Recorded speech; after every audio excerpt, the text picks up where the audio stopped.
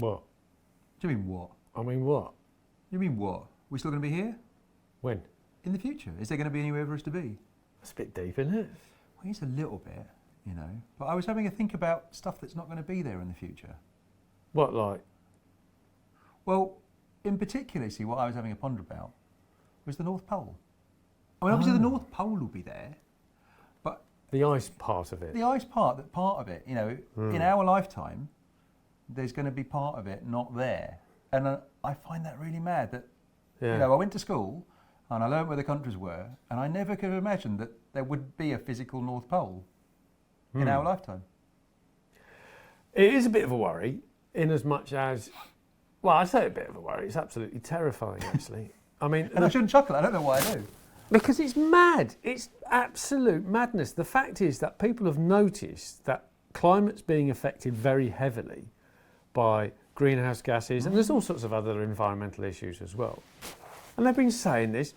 I'll tell you what's weird, right? People observed CO2 and methane emissions, etc., leading to greenhouse effects, and spotted there was a trend in the late 60s. More evidence gathered through the 70s and 80s. But nobody's done anything about it. In the late 80s, someone gave a speech in the House of Commons, right? Right. I think it was in 88. I might be wrong. Okay. 1988. What was going on in 88? That would be... But someone gave a speech in the House of Commons, the UK parliamentary headquarters, and they gave a speech where they said the single biggest threat to the nation is from climate change. And that's incredible. We have to tackle things like CO2 outputs, etc., etc.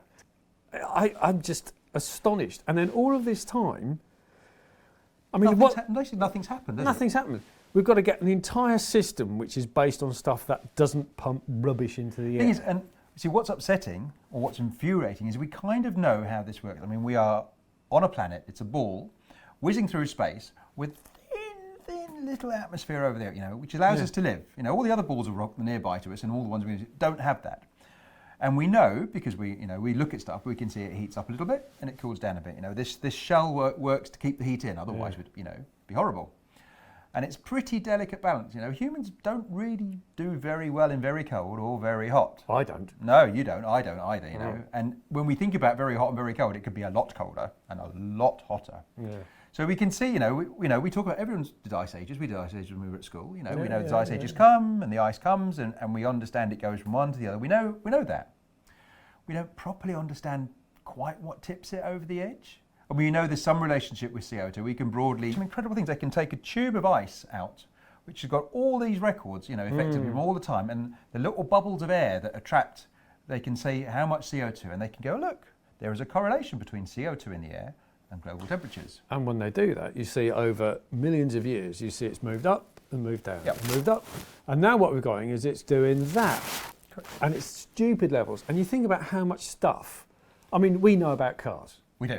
We've been in this game for 30 years developing, prototype and experimental vehicles. We've done electric vehicles as well. And you know that for every litre of fuel you put in your car, you're going to put out about 3 kilograms of carbon dioxide into the atmosphere. Exactly.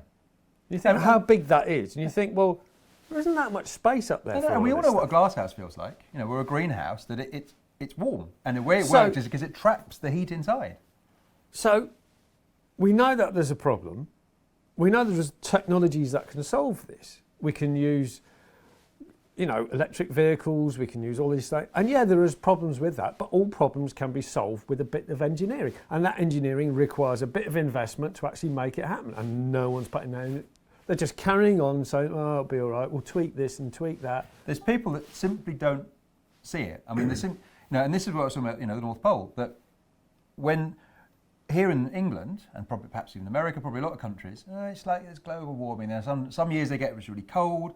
I mean, Britain, even if there was no global warming, you can't tell what the weather's going to be tomorrow. It might be hot, it might be cold, whoever knows. So it's really hard to get a feel for this. Whereas you're in an island where the sea levels are rising a little bit, already, imagine being able to go out and go, that beach I used to play on isn't there anymore, And we'll be able to say that about the North Pole in our lifetime, by which point it's kind of going to be a bit late. But there's all these people that just go, there's there's scientists telling us stuff, but we don't believe it, you know. Well, I've thought about this, and there's a lot of climate change deniers about. And I've thought about how they're seeing the science and how they're thinking about it and how it compares.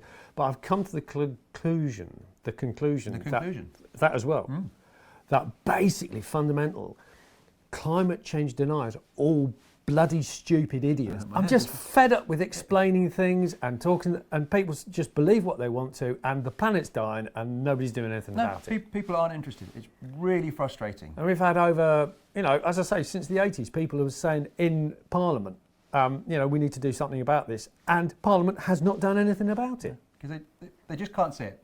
There's too many interest groups. I mean, the world... How can you have a vested interest in your own demise?